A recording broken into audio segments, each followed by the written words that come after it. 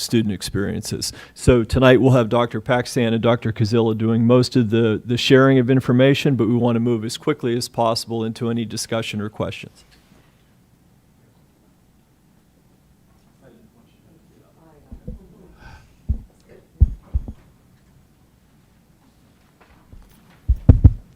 Good evening. I wanted to just first and foremost say thank you to Leslie Miller, who met with us, as well as Lisa Hillman, to go over the student services and specifically just to share some of the presentation with you and providing us some feedback. Joking here. Overall, what's so important in terms of student services, this slide really shows all of our students, focusing on learning really for every student every day. And we really do provide a comprehensive service to meet all students' needs. I have been in the district for over 23 years, and I could share with you that we've really bolstered and developed our MTSS process, as well as gifted and special education services. We are proud of those services, and our staff do an outstanding job in terms of providing them to our students. The current level of staffing, and we're going to go over it tonight, across special education and student services, we're meeting the needs of our students. What we could share with you is the number of students in special education has increased, and we'll review those numbers with you. However, last year, we were able to decrease staffing levels based on student needs. So that's really important to note, as well as the efficiency of our staffing process. And we always look at that every single year in terms of services for students. And at this point in time, we don't anticipate any further reduction of staffing. In terms of special education requirements, we are required by law through Individuals with Disabilities Act to provide services and a free appropriate education for all students. We specifically, when you look at the state law and guidelines, Chapter 14 provides special education services to our students. And there are compliance and guidelines that we have to follow. Chapter 15 supports students in terms of 504 service agreements, and Chapter 16 supports students with gifted education. And again, we are ethically and legally responsible to follow these guidelines. Dr. Paxton, I got Yes? a question for you on that last slide. Just based on the fact that you started the conversation off with staffing, you're meeting the needs, even with the staff reductions that you put into the plan. We also are compliant with state and federal law, correct? We are compliant with state and federal guidelines. Okay. That is correct. Okay, Appreciate thank that you. question. Thank you. I'm not able to click.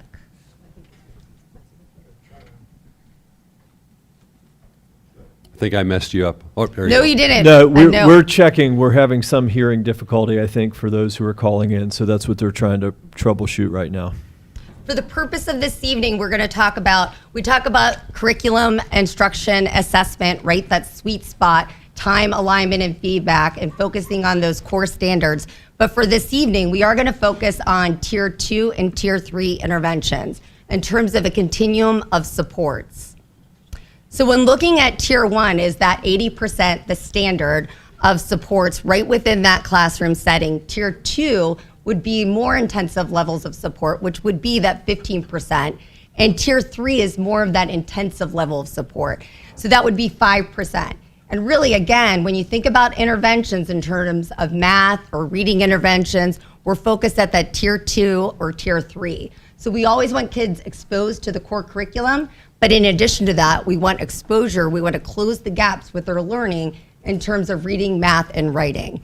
This is also true in terms of enrichment as well as acceleration. So enrichment would be at that Tier 2 and acceleration would be at that Tier 3 level. We thought it was very important to noted on the left-hand side is our reading specialists. These are the staffing that help support the level Tier 2 and 3 interventions to our students. So that might be reading specialists, special education teachers, enrichment teachers, our gifted teachers, as well as speech and language and related services. So those are the individuals that provide that level of intervention for our students.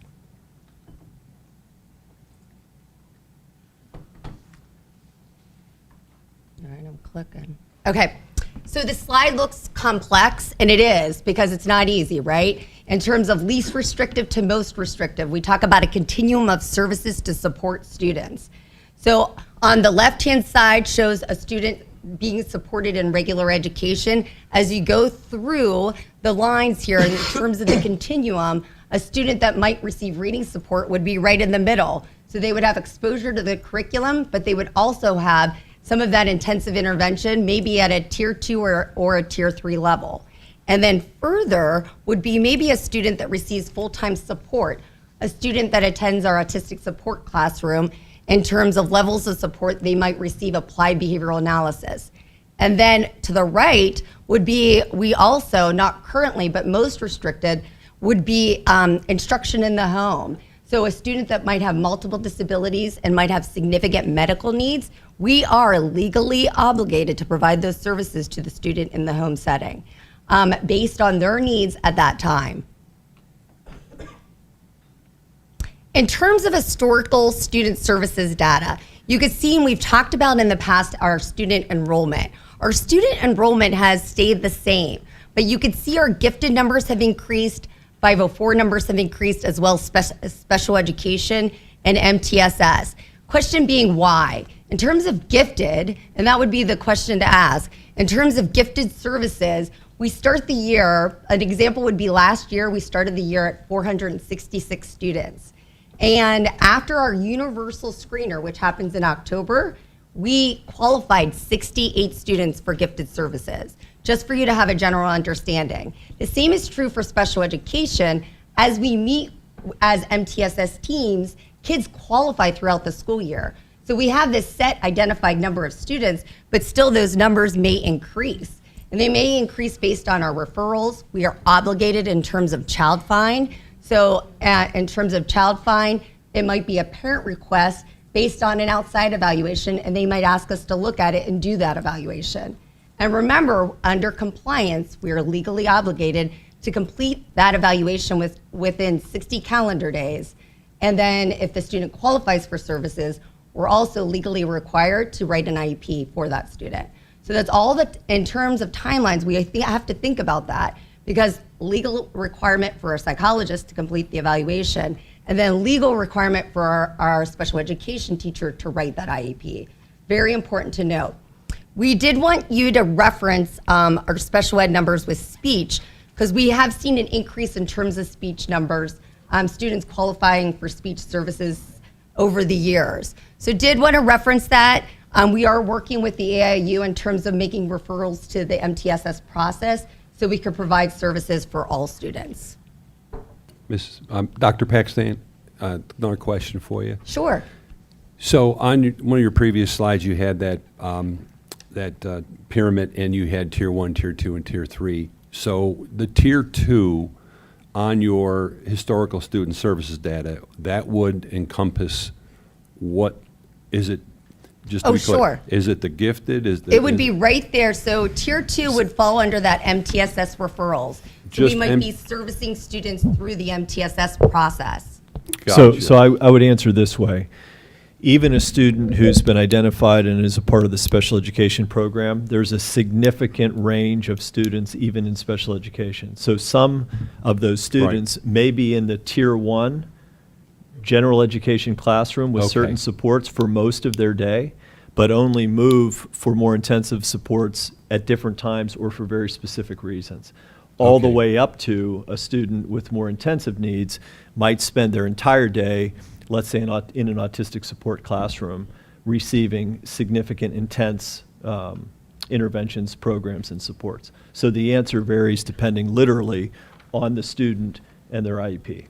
And for example, if they were getting that tier 2 intervention, we want to close the gap. So the idea behind it is we want to provide the intervention and then get them back into the core curriculum. Okay. So it's exposure to the core plus exposure to that intervention, but we want to close the gap. But just like Dr. Miller just shared, students that receive special education might be getting a tier 2 or a tier 3. But also, if you wanted to look at the other graph here in terms of MTSS referrals, that would be the number of students that we referred to the MTSS process across the district. Okay, got it. Now, so if I was to take 504 plus special education, because they're different individuals, right? And I add them, that's like 24% of your student population fall into those two categories. How does that compare? Is that a normalized number that you see across other schools in the district? It is. 24%? In terms of our IEPs, our students that receive special education services, our numbers are a little bit below the state average. But the numbers have been growing across the state. Right. In terms of students Yeah, that receive what I would say is services. we would not combine those two things to create a percentage. Okay. If you look at our special education identification, I think that's what Dr. P just shared. It's consistent with other school districts. That's not different. Okay, Yeah. that's good. No, that helps. Thank you. We're actually a bit below, so we're around 16.3%. The state average is at 17. So when we did our audit last year, we found that and we were. Okay, very good. Thank you. Yeah, just one other final thing. Students, not every student who qualifies through our MTSS process to receive services is a student in gifted ed or in special education. We have general education students who, based on any number of our assessments, need support in a particular area. It's the MTSS team that helps determine what that support is. And really provides those interventions for that student.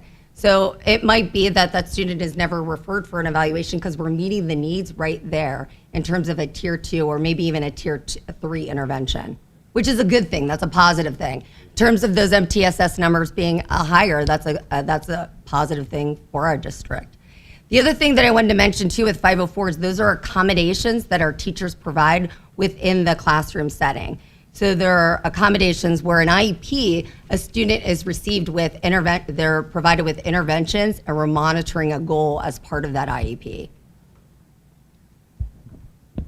So want to reference the top bullet in terms of it's positive and exciting to share that for both PSSA and Keystone exams, our Pine-Richland students that receive special education services and with an IEP met state proficiency, met growth indicators in comparison to students throughout the state, so the general ed students throughout the state.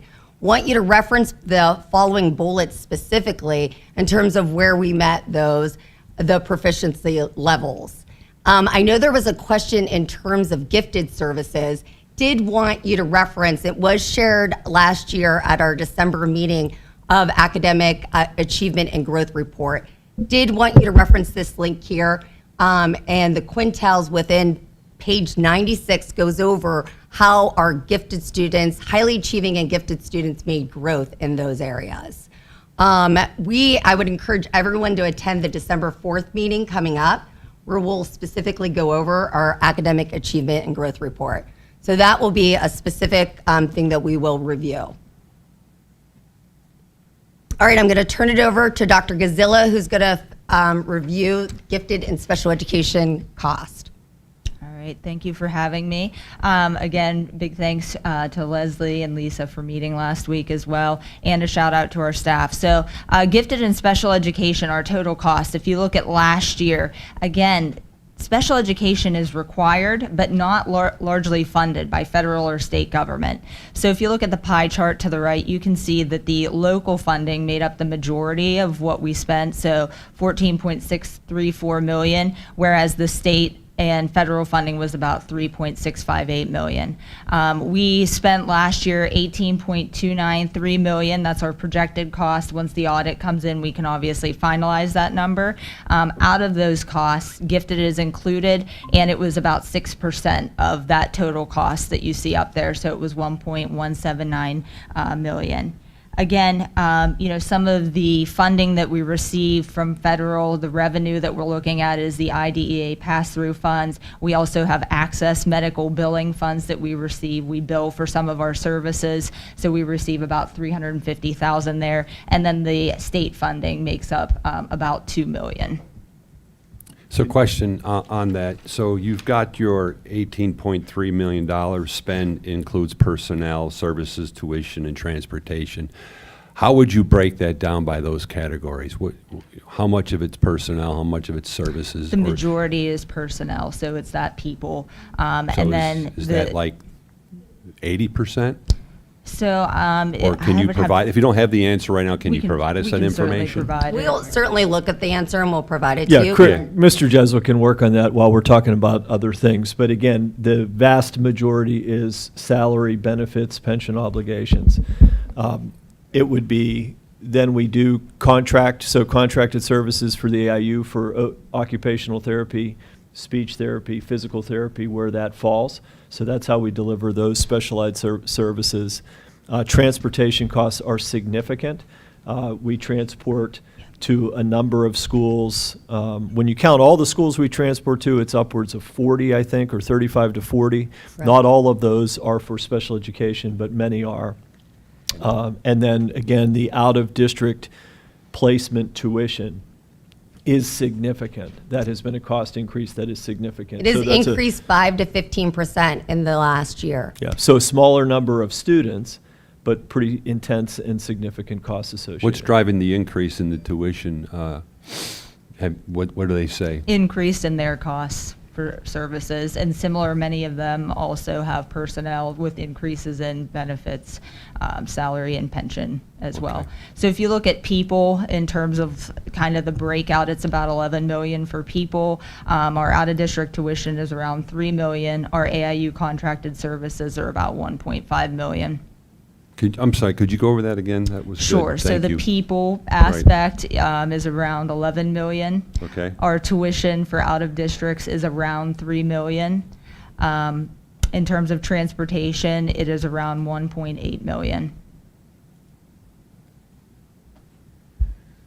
Okay, thank you. And we're at 62.5% on salary and benefits from that overall budget, which that's lower than our overall district percentage of salary and benefits compared to the rest of our budget. Okay.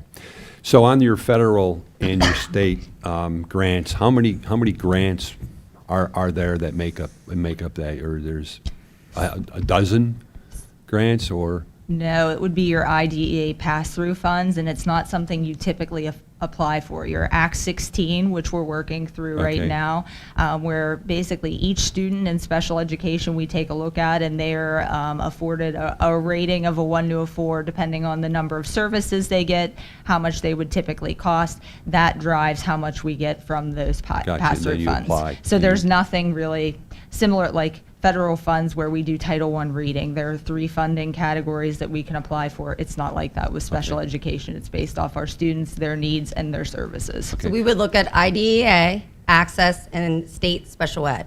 Okay, so 3. So do we, when we get those fundings and they come in, do we have to match those dollars? No, we have to No. deliver the services. So irregardless, go back one slide, irregardless of the money that comes in from state or federal sources, we're accountable to the law. And so we have to deliver the program Right.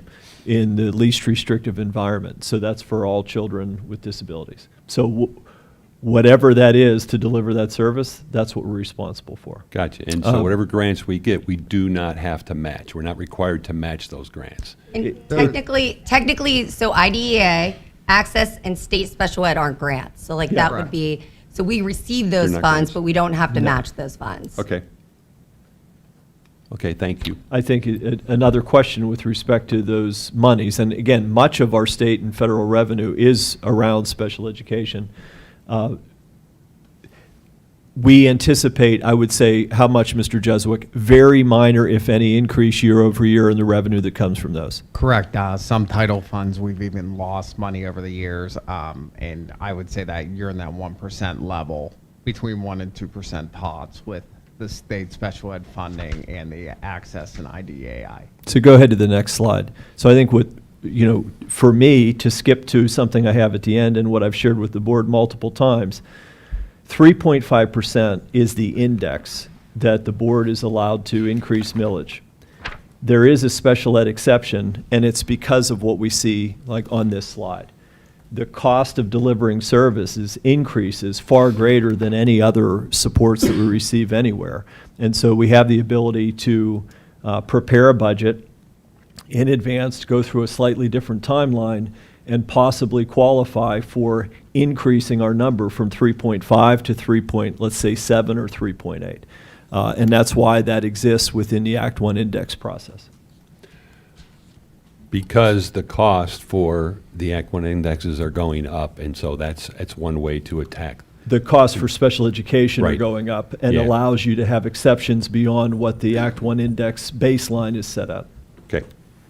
And am I reading this slide right? So we budgeted 17.7, and so we're over budget on the expense.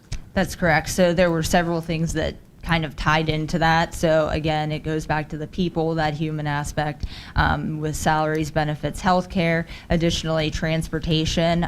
There was some coding changes that we looked at in terms of nursing. So we have some students who may have intense medical needs that go to an out-of-district placement. They require a nurse on the bus to monitor seizures, administer medication within a certain time frame. We also have PEI students who are those early intervention students. Sometimes they come with needs. All of those additional move-ins and unexpected costs can be located within that funding from last year. So yes, it was over budget, but we can kind of pinpoint what that was from. In terms of another question, though, back to what we discussed at the last meeting, we do realistic budgeting. So just like we would in the larger budget, we are realistically anticipating and projecting what the cost would be in a future year. We're not aggressive, we're not conservative, we're trying to do so realistically. But as you just heard, again, there might be a student who qualifies for an out-of-district placement that has tuition.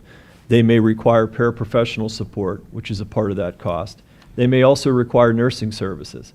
That could be a child, and that's the reality of what can happen as we budget and deliver services. And we had several of those examples from last year. We had a student who moved in, needed specialized services, and the tuition was $43,000. We had to add an additional small bus to transport because that is part of those federal and state guidelines to provide a free and appropriate public education. And then the student, due to some behaviors, needed a bus monitor, which was about $12,500. So one student move-in was $99,000. But that happens every year. Like students move in and we have to meet their needs because it's our ethical and legal responsibility. Right. No, I get it. Thank you for that. And just curious, do you have, or can you look up, what did we budget for the 25, 26? 25. For gifted and special, and for special? As he's looking that up, can we come back to that and keep moving just to Yes. make sure? So Sure. go ahead to the next one. All right, so in terms of out-of-district placements, we've referenced it multiple times. We have the balance in the middle of the slide because we were trying to balance student needs as well as cost, their least restrictive environment, and some of those tuition needs. So if you look at the graph on the left, you can see we have 40 students in out-of-district placements. We actually have 42, but 2 are transitioning back to the district right now, so we anticipate them coming back to Pine-Richland in their least restrictive environment. On the right, you can see the cost over 4 years to compare, and the costs, like Dr. Paxson said, are increasing between 5 and 15% each year. So again, we do that realistic budgeting. We budgeted for next year. We're anticipating around $1.92 million for tuition next year. So even though our numbers of students are decreasing, the costs at the out-of-district placements continue to increase. And I just wanted to make note too, we always want our students to come back to the district for services. But as we transition students back to the district, it might increase the level of staffing here in the district to help support that student based on their needs at that time. So that's just something to consider as we're transitioning students back to the district. So an example of that might be a student who has significant behavioral needs and they might be an out-of-district placement. The team agrees that they can come back to the district, but they might need a one-on-one personal care assistant to help monitor their behavior, ensure they're safe within the classroom and safe and able to learn. So it's similar with health needs as well. Do we get tuition, is it priced at price per student, or is it price per school, or how is it priced? It's price per student, and there are sometimes when there are the reductions, percentage based. So what we have, it's called a 40-10 slot in some of our approved private schools. And so for example, a student at Children's Institute, there's full tuition if there's a slot available. So the state provides them, hey, you have X number of slots. here they look at their students. You basically get on a wait list when the student goes in, and so they will say, hey, this 4010 opened up, you're able to get a reduced cost for tuition. So instead of paying $88,000 for a student at Children's, we might pay $27,000 because the state will pay 60% of the cost, and then we pay 40. So Chris had, I believe in the budget, it was $3 million for out of district tuition. Some of that was reimbursed a bit just through those 4010 slots. It's a significant reduction. We Yeah, see, I guess Yeah, what yeah. it is incredible level of detail, and it is very much tied to the specific placement, specific student and circumstances. and there might not be a 4010 slot, so we might not get that Right. for like 2 years in Right. terms of that slot. I think what I would say with respect to the continuum of services, in the IDPR, one of the recommendations that came forward when we studied this was enhancing our own programming so that we had a hub model concept within the district. Part of the reason to do that, even if it meant a student not attending his or her neighborhood school in K through 3, was to be able to try to provide those more intensive services within the district in order to meet the needs here at Pine-Richland and not have an out-of-district placement. So again, strategically, programmatically, we've been working to try to deliver high-quality services here because we know that's best for students. It's also a more efficient, effective way to deliver our overall program. And cost-effective, too. Correct. Right. Correct. Yeah, so that's good. No, so what you've helped me with is understanding how the process works, and you look for slots, you look for opportunities to, placement, reduce costs where you can. So all that's good. So, Absolutely. that was good information to have, so Good. thank you. Sure. And the budget was $18.425 million this year. Thank you.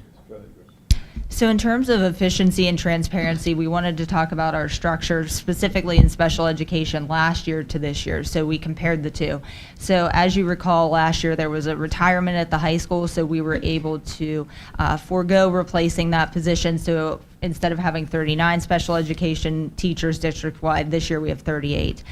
We started the year with 2 intervention specialists, but looking at the needs and thinking through the ripple effects and the fiscal responsibility, we have, after that resignation, stuck with 1 intervention specialist as we continue to monitor that position and see what the impact would be of not having that person versus adding them in. And then in terms of paraprofessionals and personal care assistants, we are down from 75. We started the year with 71, but an increase in student needs led us to add 1, so we are at 72.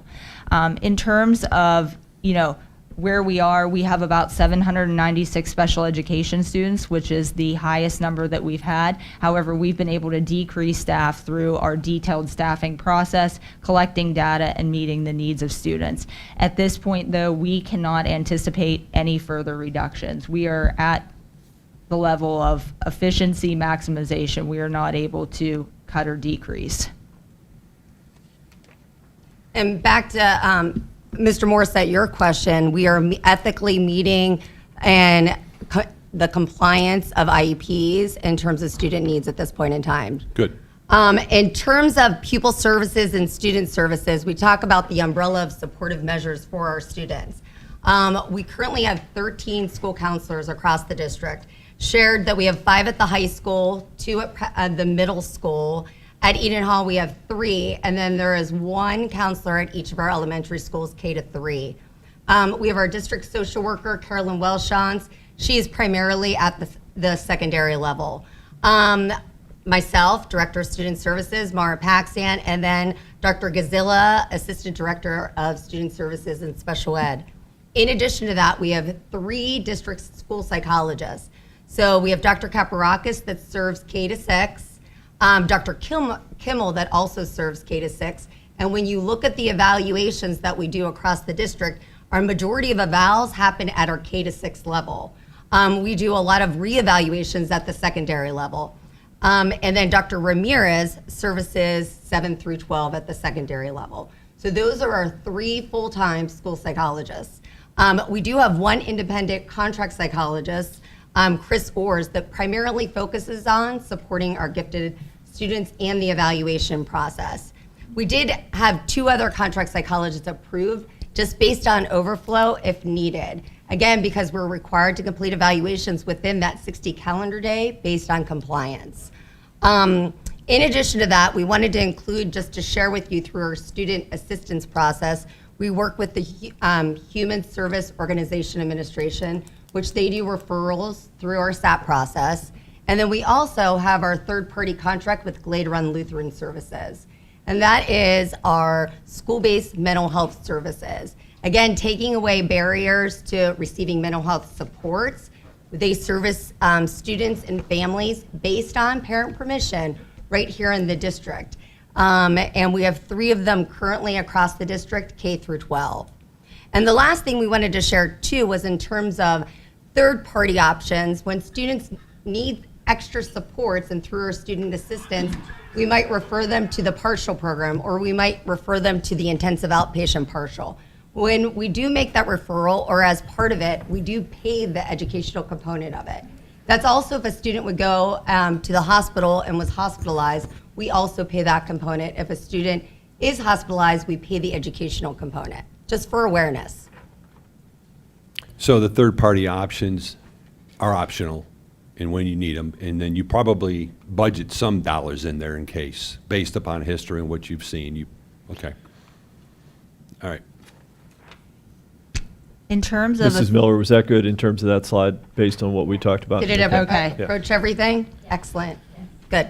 Perfect. So moving on to efficiency and transparency with gifted education, what we tried to do here is list the teacher by building with the roster cap and then the number of students that are currently identified. So at K-3, we do have 2 full-time gifted teachers. They do split. So Wexford has a full-time dedicated, Richland has full-time dedicated, and then they split hands. So those 2 teachers have additional flexibility in their schedule. They are not meeting capacity at the other 2 buildings, so they split hands, and that's why that looks the way it does. You'll also see that there are 0 students identified on Teacher 2 roster at Hans Elementary, and that's due to the universal screening not occurring yet. So we build those additional numbers in knowing that by the end of the year, they grow so much. So we've studied that over a period of time, and we know to anticipate and budget that into our staffing process.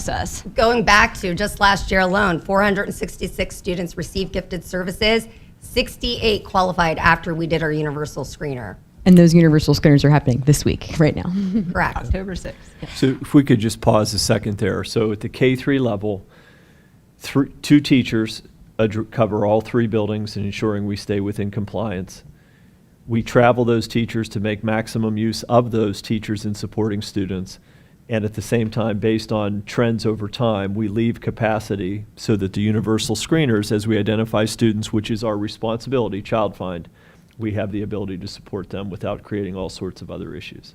And we've done that effectively over the last number of years because we had seen a problem prior to that also of reaching caps early in the year. And so after that screener happened, we were up against the compliance regulations with the state and would need to increase teachers to be able to hold the roster sizes that were necessary That's at each 1 school. 1 to 65. Correct. Yep. 65. And Yep. thinking Yep. about continuity too, just knowing that those teachers are in the building and the students may see that teacher for an enrichment service during RAM time, then they have a comfortability and that they may become the case manager for that student as well. In grades 4 through 6, we have 2.5 gifted teachers, so there are 2 full-time and then 1 part-time. We see our numbers increasing there. This is one area where we anticipate there may be a possibility to add additional staffing. In terms of the middle school and the high school, we have 1 full-time person at the middle school with 2 part-time people making up almost a full-time position again, and that's maximizing our efficiency as well. And then in grades 9 through 12, we have 1 full-time person and 3 part-time, so essentially a 2.5 person allocated for that gifted services at the high school. So again, we talked about it on this slide, but just knowing that our numbers in 4 through 12 are much closer, we're able to staff, again, looking at historical trends in 7 through 12 pretty accurately. 4 through 6 with that universal screener, sometimes we have an increase and we have to look and watch that carefully. So when we, Go ahead, Lisa. Nope. go when ahead. we have the position split, Where is that showing up in the expenditures? Is that a gate expenditure then? They would be attributed, Mr. Jeswa can answer, but they would be attributed by what they do and to what buildings they're in, and they would be sort of prorated per So building it's around the budget. Based on time as well? Yeah. Okay. Yeah, we split that by percentages. So say 70% of their time is in GATE and 30% would be in social studies, for an example. That's how we split it out within our coding. So if there has to be an increase because you found more gifted and you say you have to increase, do you train up current teachers to support that gifted student, or do you have to go add one Yeah. to counter? No, we would, and We would what? We would, it depends on the answer, but Okay. we would, if we needed a part-time increase in gifted in order to stay within the 1 to 65 legal requirements, we would look at our overall staff, determine if there's capacity in any one person, and however much capacity they have limits the proration of how many students they can oversee in Right. terms of the GIP. So again, we balance that to meet our responsibility, but in terms of training, if it's a new teacher to gifted education, we would provide training to them to help them understand the process.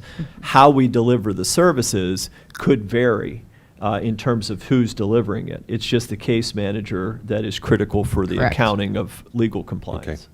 Okay. Is there, like, certification for gifted teachers? There is that they not. need to have? No. And just to be clear, we do this every year anyways. We do it. Absolutely. We look at staffing every year, we review all of that information, and through our MTSS process, we're constantly looking at students and their needs in terms of gifted services, but also special ed services and MTSS. So Yeah, it's a I would process answer, that's I would already in answer your place. question, even including the September 15th meeting. We do this every year in our staffing process for every single person who works for the organization. Every person, every position, every grade level, everything. And we use such discipline that when we notice the numbers going up at Eden Hall, if we were to go back a couple slides, you can see that we have a half-time person that we added at Eden Hall. We didn't add a full-time person, but they're at 63 of 65 possible students, 61 of 65 possible students, and topped out at 32 of 32. So as of right now, we're okay. This week, we're giving that screener. We are definitely going to find those couple kids, probably plus. So even this year, we may end up needing to extend the staffing for gifted at Eden Hall. So based as on we're the going rosters. through evaluations, students would be qualifying for services. We look at it as a team, and then we make that determination. And you're legally obligated to do these evaluations. Correct? Yes, under child Correct. find. Okay, thank you. Okay, so again, this is a similar slide to the last time we were together. So part of this four-part, thank you, part of the four-part series was to look at budget as it relates to how we deliver programs and services. We wanted to start with the most significant expense, which is personnel, but that's how we deliver our services. So that's everything from class size to course offerings to special education and gifted education. So again, it is because of our confidence in the manner in which we look at personnel and are efficient, effective. You heard tonight Dr. Paxian say, we're delivering more sophisticated services, meaning designed to meet the needs of the children who need them, with fewer staff. So more students with fewer staff. I think that's a demonstration of the operational efficiency. It's a demonstration of commitment to our mission to focus on learning for every student every day. So again, the part of our recommendation where it said at a minimum, that part of that was based on this idea of rapidly, continually increasing special ed costs and the special ed exception that may exist for our board and district to consider as we get further down the budget sort of process. It is a structural element that would allow us to look at how these costs have increased, potentially, not certainly, but potentially qualify for an increase in that index amount. So we could be, instead of it being 3.5, it could be I'm making up numbers, it could be 3.8, 3.7. It would be something greater than 3.5. And then back to the second bullet, and some of our opening ideas. We want to have a systems perspective. You know, when we talk about any of these positions, we understand, based upon our experience here and our work with the buildings and the staff, how a decision over here has an impact in other parts of the organization. We see that, we understand that well. It's the basis for how we make decisions and recommendations. We do these things every year. We did them even when CLR wasn't an impact. So when CLR was not impacting us, the organic growth in revenue gave us more revenue than necessary to deliver our programs and services. We took that delta and we directly invested it into capital projects. We used it, that's what helped grow the fund balance over time. CLR is what is different. So I think, just to be, again, transparent and clear to the board, we are at some of the lowest staffing levels we have been at in 15, 16 years, both in what we talked about in September 15th and what you hear us talking about tonight. Particularly in the area of special ed gifted at MTSS, we do not anticipate much room, any possibility of further reducing, unless something significant would happen, meaning a student with very intensive needs were to move to another place, just like someone can move in, someone can move out, but that's literally based on the individual student in a particular case. And so we just wanted to be very upfront about that, both sharing where we've been and ultimately the reality that we don't believe there is much here when it comes to reducing anymore. We feel like we were very efficient, but importantly, very effective in delivering the services. So the bold areas of last time continue to be some of those areas around.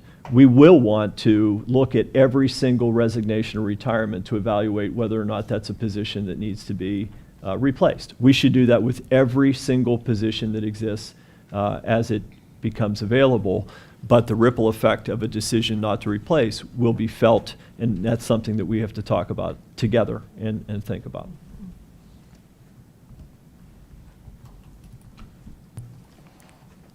So it sounds like even though we're reducing essentially expenditures for what we can control, outside of our control, there's an increase in cost. Correct. There is an increase in cost. So it almost mirrors our CLR dilemma in a way, that we can't control CLR, we can't control the tuition increases. We can't control the tuition increases at this point in time. Okay, even though we are making, like, I want to go back to the one slide because I think it's important to reiterate this point, that the number of students identified as needing special education has increased. However, last year, we were able to decrease staffing levels based on student needs and continue to provide the services that meet their needs. That is correct. Correct. Absolutely. Okay. We meet the level of services. And something else we're also working on, students that are in alternative placements, we always want to bring them back to the district. But again, keeping in mind, as we transition our students back, they might need services as they come back into the district through Right. para supports or a PCA. So we might see a bump in Correct. our expenditures to meet that need. However, in the long term, it might reduce that tuition payment that Correct. we would Right. be otherwise making. Correct. Out-of-district cost would go down, our internal cost would go up. Would go up. Yeah. Going back to that balance. Correct. Okay. Okay, thank you. Any other questions? I do have one more Okay. question. Mr. Jeswick, when we were, let's see, we were talking about the gifted and special ed total cost, the slide, did you say 62% was for personnel?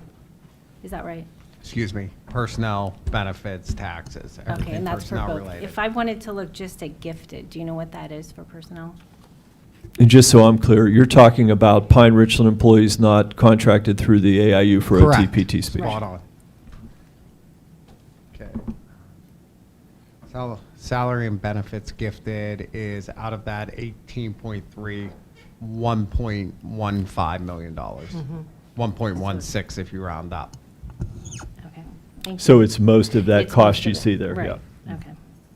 Okay, is that good, Lisa? Anybody else? Okay. No, but thank you for the education tonight. Absolutely. Appreciate you. Absolutely. Thank you. Very enlightening. Barb, let's move to recognition of visitors. How many do we have? We have 2 in person and 1 online. Okay. So I'll call the first in person is Randy Augustine. Okay. Hello, Randy Augustine, Orchard Park, Richland Township, 3 students in the district. I wanted to talk about, or maybe address, some comments that were made to the board at the last meeting. A young man came up here and addressed the board and basically tried to compare Pine-Richland to another local school district, said that we basically had the same number of students in the district, in each district. However, their budget was only $100 million and ours was $113. $13 million is a significant amount of money. However, I think you need to also look at things outside of just those 2 data points. You need to look at the context. The context here is, well, in a number of different ways. One, we can look at how the high schools are ranked. Pine-Richland High School is ranked number 2 in the Pittsburgh area out of 152, and the identified school district is now number 44. And if we look at it across the state, Pine-Richland High School was ranked 8th out of 741, and the other school district was 198. So basically what I think we're getting out of this is you get what you pay for. If we want to pay for a high-achieving, an excellent school district, we have to pay a little more for that. And I think paying for that through taxes, a reasonable amount of increase in taxes is reasonable. There are other data points here. I went through 17 different school districts, pulled their budgets as public documents and read through them. We also happen to have a very low millage rate. Our millage rate is lower than the school district that we are being compared to. Another way to compare this, which may not be so favorable, the dollars per student, the one that we were being compared to is approximately $22,000 per year. We're at $25,000 per year, so we are paying more per student, but again, we're getting better results. And if we look at the 17 that I pulled, we're out in the middle of the pack in terms of cost per student, but the results are so much better. So we must be doing something well. Thank you. Our next speaker is Kirk Howard.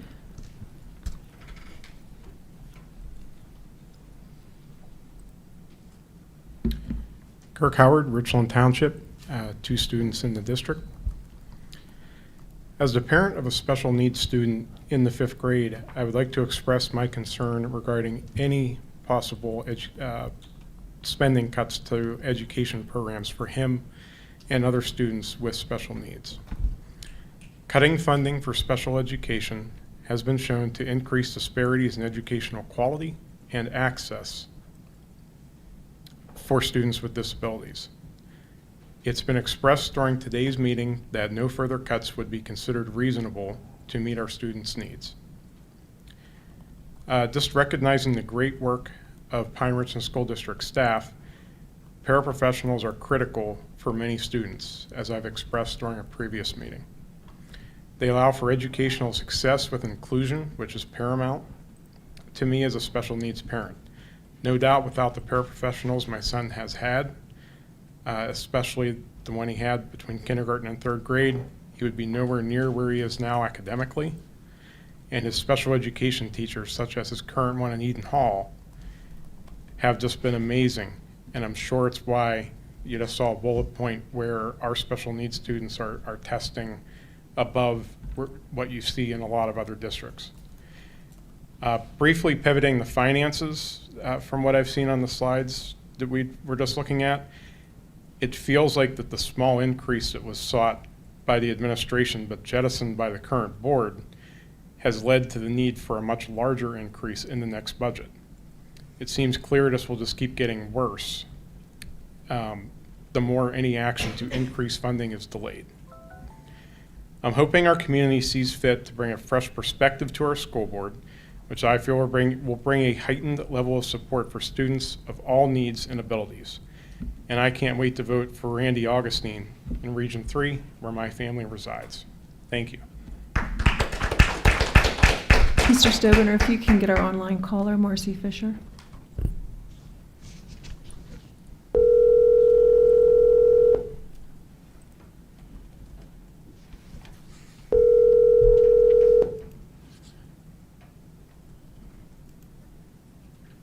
Hello? Hello. Hi, you're on with the board. Oh, yes, hi. This is Marcy Fisher. I have one that graduated and one that's transitioning out of the district in a little over a year, who's under the special education umbrella.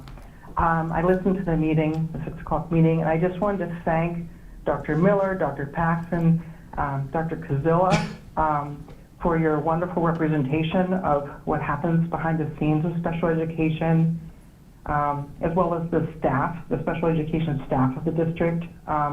They're the heroes to these kids. These children sometimes come into the district from other districts. We were one of those families who abruptly left a neighborhood where we had had a house built for us. We left our house. We left it abruptly. We tried to find a house on this Pine-Richland soil for a fresh start to try to help our child who was not doing well. And so oftentimes when you get, like they were talking about, a child that comes and has, $99,000 to get them established, that family has likely been in a crisis situation and they're coming to try to get their child educated, which should be the expectation of any child in the district, is that they just want a free and appropriate education and just be taken care of. So I appreciate the excellent representation of the special education leaders today, and Dr. Miller, who helped to also add to that picture, and the others. This is about education of these students. I mean, some of these students, won't be on the football team, or they won't be in band, or they won't be, sometimes they will, but sometimes they won't. And special education and education is really important to make sure that they're doing the best they can to have a productive life. The professionals in Pine-Richland have done the right thing over the years, and I can't even express my level of gratitude for these professionals. And also I want to just mention that, there is this whole idea of inclusion. It is important, to be able to include it at, tier 1 levels. But sometimes a more restrictive environment is where the student is learning best, even if it's during part of their educational journey, where they go get more support and then come back, or they are in an included setting and then they get more support as they get older. So it might fluctuate in and out, as was said, and that's important to recognize too. And so I just wanted to just say how grateful I've been to the special education department, and thank you for having this meeting today. Okay. That was our last Is that it? one. So, thank you. 2 things. Reminder, our next meeting, joint governance meeting between Finance and Buildings and Grounds, October 20th. So please mark the calendar. Dr. Miller? Yeah, same thing. So at the next meeting, we didn't talk about this slide. We will talk about the capital funding plan. We will also focus on our debt payment, and we'll have Mr. Masidi here from PNC Capital Investments, so we'll be able to talk about, are there any refunding candidates now? We are close with some series. Whether we're quite close enough is a different question, and Mr. Masidi can answer that. So he'll be here. We will also bring forward an adjustment to the capital funding plan, where you will see, again, some smoothing of expenses in the next few years, but we do still anticipate significant expenses in the next 3 years. It's a matter of how those are sequenced for HVAC, roofs, paving, asphalt, concrete, flooring. Those are the primary components of the capital funding plan, but we are looking at those as it relates to next year and then how that sequences in the next 3 years. So the question has also come up about whether or when it's an appropriate time to consider taking on new debt. And so that should be an important discussion with Mr. Masidi here, as well as our team. So I think this is an important one, especially based on what we've heard in terms of questions. There are some misconceptions out there related to this topic and operational expenses. So I think it'll be a good conversation too, to show how capital investment is different than what it takes to deliver programs and services every year. So those are 2 very different things. They are connected in ways around our budget, but they are different as well. Okay, thank you, Dr. Miller. Meeting adjourned. We have 5 minutes to spare, so we'll take 5. Yep, we'll start at the top of the hour.